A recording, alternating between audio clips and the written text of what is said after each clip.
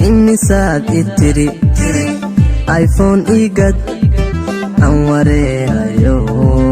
walwalaaci dilay. Somaliland waxaa ku nool qoomiyadda Oromada oo lagu qiyaasay in ka badan 100,000 oo qoys kana shaqeysta xirfadaha kala duwan. Arrintan colaadani ayaa sababtay in qoysaskaasi kumanaanka kun ah ay noloshooda saameyn weyn ku yeelato.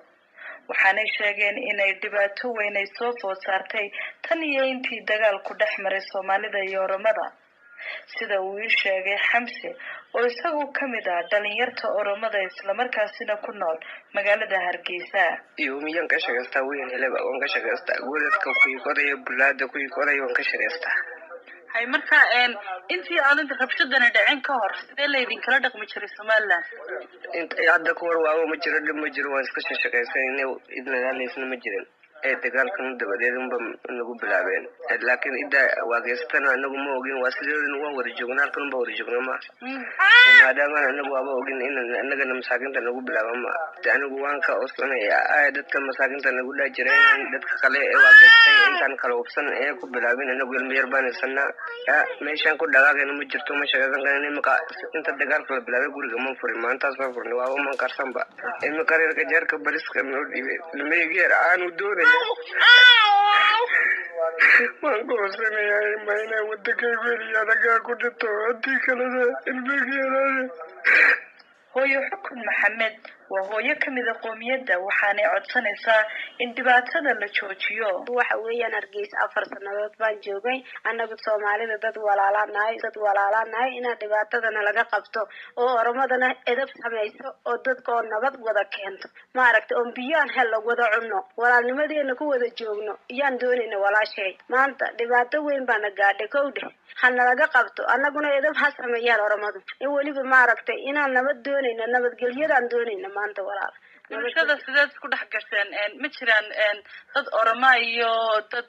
Somaliland ka soo jeeda ama Soomaalida oo iskuursada ma jiraan way jiraan iskuursadaan Oromada nabad baan doonayna oo anagu waxaan beena ma jiro idinkaaban hoostiina joogno oo bariiskiinaan cunayna oo waxaan ku yiri hadda maanta qarafaysana wax walba waa nasiinaysi nabad baan doonayna shaqooyinka aad qabataan ama aad ka qabataan gudaha magaalada Hargeysa Somaliland waxaan dhex joognay kaygii yaraa rees loo ahaa owde anaguna dhar baa maydha oo koloon masaxada helana $50 ku helaa iyo $5 ku helaa waan soo maydha dharkana sidaaba reerka u bilaa umashimka way qadan tahay aqalkay dhex joogta oo sidaan qudrada ugu doonaan garowe kaadida sidaan ula baxnaan garowe holka caruurta hadaan nabad helo waan fiicanahay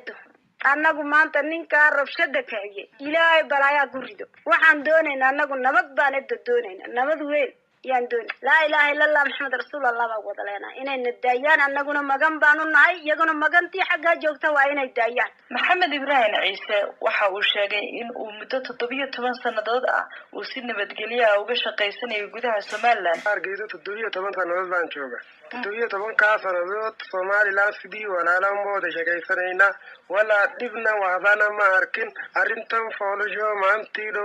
waday ka soo dhaaday waa ka hunnaay hortaaganahay wili oo sheegayna dadkeena waday joogo in Somaliland walaalaan noqono ganacsi waa walba sifaa wada shaqeysanayaan 17 sanadood waan arkin baan imika arkay marka aniga waan oran la dadkeena Oromadu